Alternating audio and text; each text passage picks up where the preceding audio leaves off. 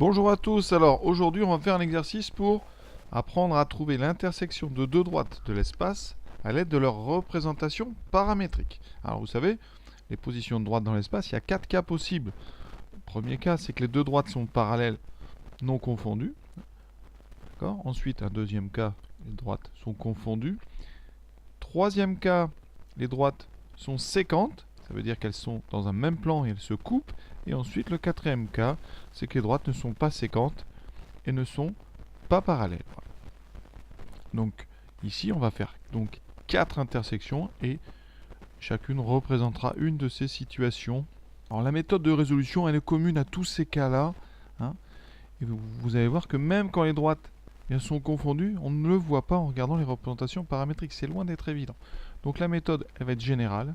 On va résoudre un système de 3 équations à 2 inconnues. Donc on est parti, on va tout de suite étudier le premier exemple.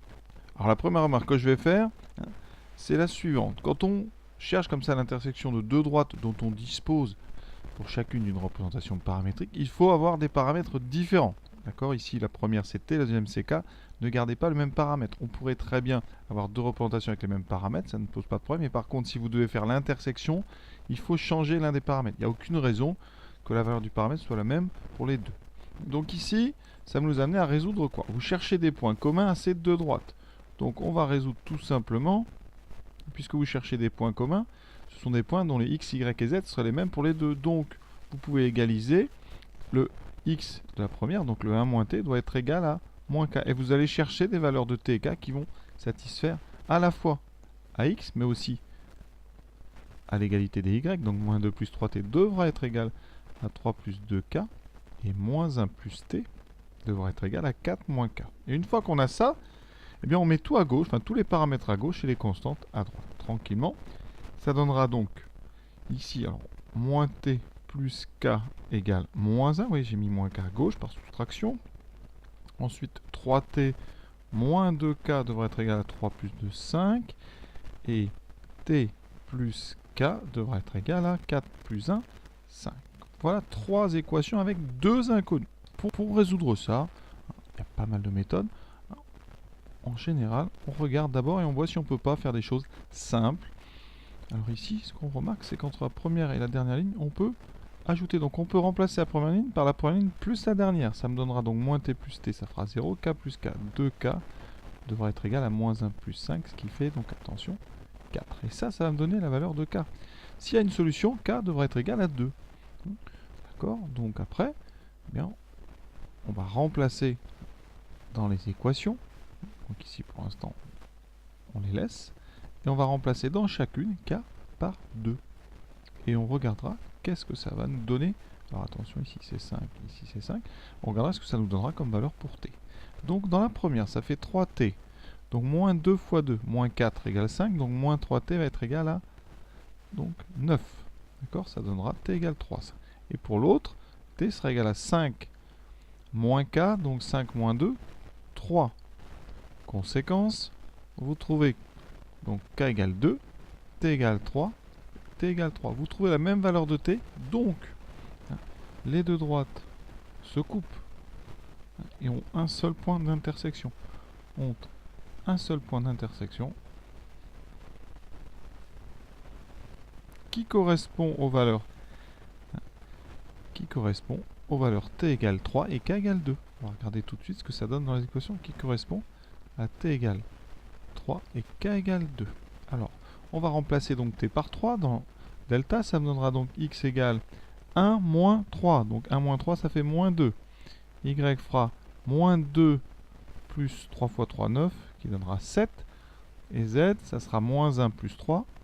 Moins 1 plus 3, ça donne 2. Donc, le point d'intersection, je vais l'appeler A, ça sera le point de coordonnée moins 2, 7, 2. Alors, on peut vérifier avec l'équation de D, en remplaçant K par 2. Et vous allez voir, on va trouver la même chose. Donc, si je remplace K par 2, je trouve bien donc moins 2. Ensuite, Y, 3 plus 2 fois 2, ça fait 3 plus 4, ça fait bien 7, c'est parfait. Et pour le dernier, Z, ça devra faire 4 moins 2, ça donne 2. C'est bon, vous voyez qu'avec la valeur t égale 3 et k égale 2, on trouve dans les deux droites le même point. D'accord?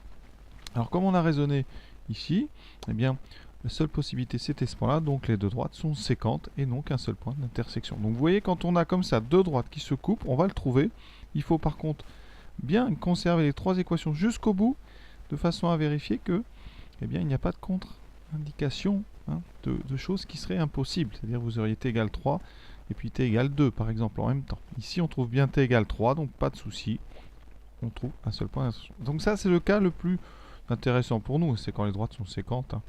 Voilà. Maintenant, on va regarder les autres cas. Mais avant tout, voilà. J'ai raisonné ici en combinant la première et la dernière ligne. Il y a d'autres méthodes, vraiment. Une méthode que les élèves aiment bien, c'est la substitution ici. Vous voyez, avec la première ligne, k égale moins 1 plus t. Donc ce que vous pouvez faire, c'est de remplacer dans les deux autres lignes k par moins 1 plus t. Ça va me donner donc 3 fois t, moins 2 fois moins 1 plus t. Alors, un petit peu de calcul, il faut faire ça tranquillement. Et ici, t plus moins 1 plus t doit faire 5. D'accord? Donc, k vaudra moins 1 plus t. Et ici, on développe. Donc, 3t. Alors, dt, vous en avez 3. Ici, moins 2. Vous allez voir, ça va vite. 3 plus 2 moins 2t égale 5. Et dans d'autres lignes, t moins 1 plus t égale 5. Qu'est-ce que ça me donne? Il faut vraiment s'occuper des 3 pour être sûr que tout coïncide. Donc, 3t moins 2t, ça fait t qui sera égal à 5 moins 2, 3. Et dans la dernière ligne, 2t va être égal à 6, donc t égale 3, c'est parfait, vous voyez, on retrouve bien, et ça vous donnera la valeur de k, ici, qui sera moins 1 plus 3, donc 2. Voilà donc une autre méthode par substitution. Deuxième exemple, toujours la même chose, vous avez deux représentations paramétriques, on va chercher l'intersection, donc on va résoudre un système avec, ici, les x qu'on égalise, donc 1 moins t doit faire 1 plus k, moins 2 plus 3t doit faire moins 2k, et moins 1 plus t doit faire 3 moins k. Comme tout à l'heure, on met tout à gauche, enfin tous les paramètres, et ensuite les constantes à droite. Ça me donnera donc moins t moins k égale 0.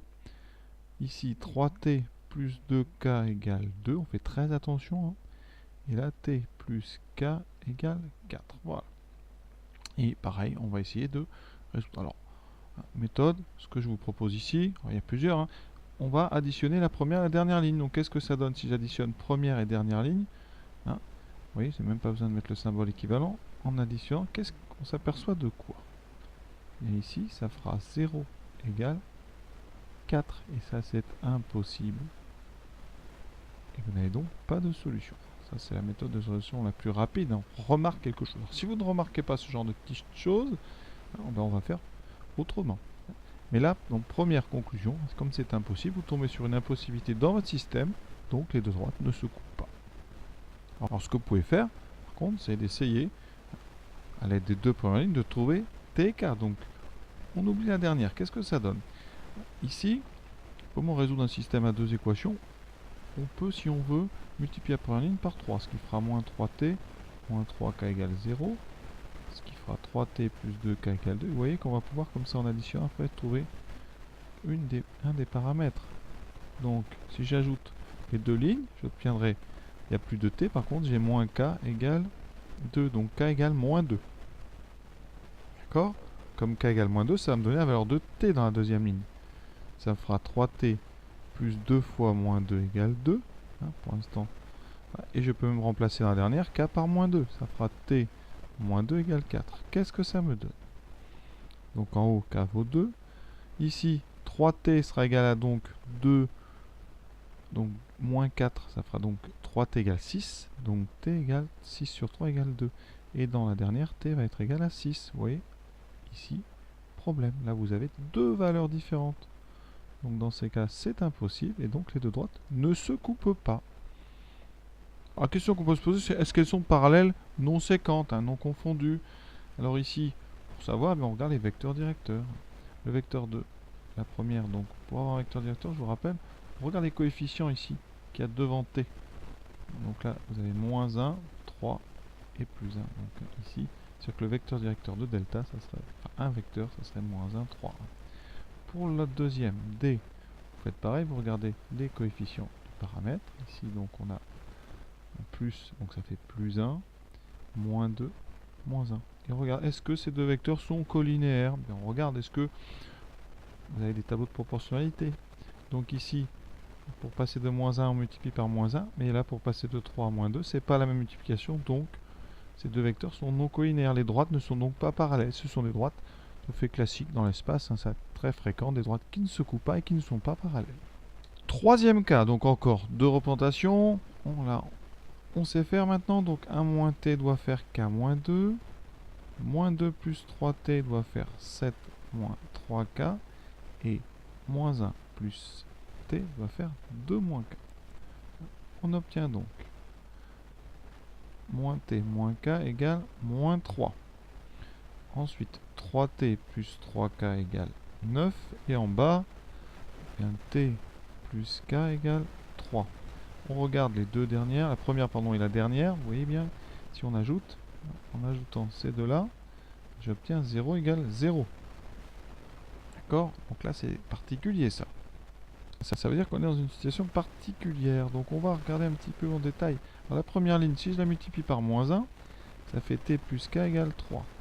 La deuxième, si je la divise par 3, j'obtiens t plus k égale 3. Et la dernière, t plus k égale 3. Donc, le système se réduit à une seule équation, t plus k égale 3. Ça veut dire que, tout simplement, le paramètre t, c'est 3 moins k. Donc, quelle que soit la valeur de t, vous aurez une valeur de k qui va correspondre. Et donc, là, on est dans un cas très très particulier. Là, ça veut dire que, eh bien, toutes les valeurs de t vous donnent un point d'intersection, donc les deux droites sont confondues. Donc ici, d et delta sont confondus. D'accord. Alors pour ça, on va regarder, pour s'en convaincre, on regarde les vecteurs directeurs. Donc pour delta, on a dit moins 1, 3, 1. Pour la droite d, donc ici, 1, moins 3, moins 1. Vous voyez que, eh bien, pour passer de l'un à l'autre, on multiplie par moins 1. Donc les deux vecteurs sont collinéaires. Donc, première chose, delta et d sont parallèles. Alors, est-ce qu'elles ont un point commun? Ben, certainement, puisqu'on vient de montrer que le système a toujours des solutions. Donc ici, comment trouver un point commun? Simplement, vous prenez par exemple t égale 0. Donc pour t égale 0, on obtient un point ici que je vais appeler le point. Donc t égale 0, ça donne 1, moins 2, moins 1. Et bien si vous voulez trouver ce point dans la deuxième représentation, il suffira de prendre k égale à... Alors ici, j'ai t égale 3 moins k. Ça veut dire que k égale 3 moins t. Donc je prendrai k égale 3 moins 0, donc 3. Vous voyez, regardez ce que je trouve pour k égale 3. Ça fera 3 moins 2, 1. Super. 7 moins 3 fois 3, 7 moins 9, moins 2. Et 2 moins 3. Et 2, donc ici, moins 3, ça fait moins 1. Et vous voyez que je retrouve le point. Donc le point est bien sur delta et sur d. Donc delta et d sont parallèles et ont un point commun. Elles sont donc confondues.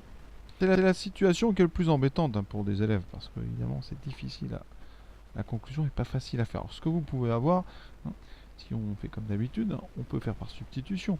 Ici, donc je vais mettre t à droite, ça fait moins k égale moins 3 plus t. D'accord? Donc ici, alors, ce qu'on peut dire, c'est que par exemple t est égal à moins k plus 3. Donc je vais substituer dans les deux autres t par ça. Ça fera 3 fois moins k plus 3 plus 3k égale 9. Et ici, donc moins k plus 3 plus k égale 3. En faisant cette substitution, eh bien, vous obtenez donc en haut t égale 3 moins k. Là, en développant, ben, vous regardez, tout disparaît, il reste 0 égale 0. Et ici aussi, ici il restera 3 égale 3. Donc ces deux lignes ne servent à rien, elles sont toujours vraies, il vous reste juste la ligne t égale 3 moins k. Donc à condition de prendre t est égal à 3 moins k, vous aurez à chaque fois des points communs. Et donc tous les points de delta sont sur petit d. Voilà, c'est une situation difficile, hein. Donc on est dans le cas le plus, vraiment le plus, on va dire le plus précis. Les deux droites sont en fait une seule et même droite.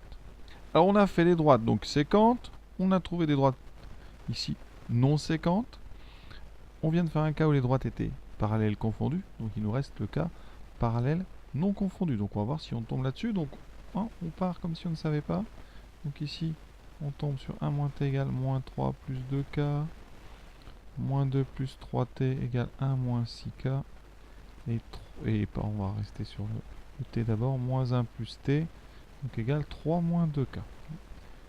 On fait comme d'habitude, les paramètres à gauche, donc moins t moins 2k égale moins 4, 3t plus 6k égale 3 et ensuite t plus 2k égale 4. Je vous laisse évidemment vérifier. Alors, comment fait-on pour résoudre tout ça? Bah déjà, on regarde, hein. D'après la première ligne, on aura t qui vaut donc moins 2k plus 4. Je substitue. Je me mets à la place d'un élève. On substitue. Voilà, plus 6k égale 3. Et là, j'obtiens donc moins 2k plus 4 plus 2k égale 4. On tombe sur t égale moins 2k plus 4. Alors ici, moins 6k. Donc les k vont disparaître. 3 fois 4, 12. Et on tombe sur 12 égale 3. Et la dernière ligne, 4 égale 4. Donc là, contrairement à tout à l'heure, vous avez ici une impossibilité. C'est impossible ça. 12 n'est pas égal à 3. Donc, les droites ne se coupent pas. Donc ici, d et delta ne se coupent pas. Alors, cette méthode ne permet pas de savoir si elles ne se coupent pas parce qu'elles sont parallèles disjointes ou si elles sont tout simplement, classiquement, comme deux droites qui ne se coupent pas dans l'espace et non parallèles. Pour ça, pour le parallélisme, il faut regarder les vecteurs directeurs. Pour la première droite, moins 1, 3, 1. Pour la deuxième, d, donc on a dit un coefficient de k, c'est 2, moins 6, moins 2. 2, moins 6, moins 2. Alors, les vecteurs directeurs, on peut les transformer. Vous pouvez le prendre deux fois plus petit. Par exemple, ici, je pourrais prendre pour d un vecteur 1, moins 3, moins 1. Je vais diviser par. Je peux aussi le multiplier par moins 1. D'accord? Je vais appeler u seconde. Si je multiplie, ça fait moins 1, 3, 1. C'est aussi, ces trois vecteurs-là sont des vecteurs directeurs de d. Si vous remarquez, eh bien, u seconde de d, c'est le même que u delta. Donc, effectivement, d est parallèle à delta. Donc, ce sont deux droites parallèles disjointes. Donc, pas de solution. Et juste pour information, vous trouverez évidemment sur la chaîne des tonnes d'exercices en terminale. Ils sont regroupés par playlist. Il y en a sur le logarithme, les complexes, il y en a 150. Les fonctions exponentielles, une centaine, etc. Et sur l'espace, là, je vais en faire pas mal bientôt. Donc, vous en aurez. Ils sont ici. Pour l'instant, il y en a une cinquantaine. Je mettrai tout ça dans un PDF avec les liens. Voilà, juste pour information. Je vous souhaite une bonne fin de journée à tous en espérant que ça vous ait permis de bien comprendre les intersections de deux droites avec les représentations paramétriques. À bientôt.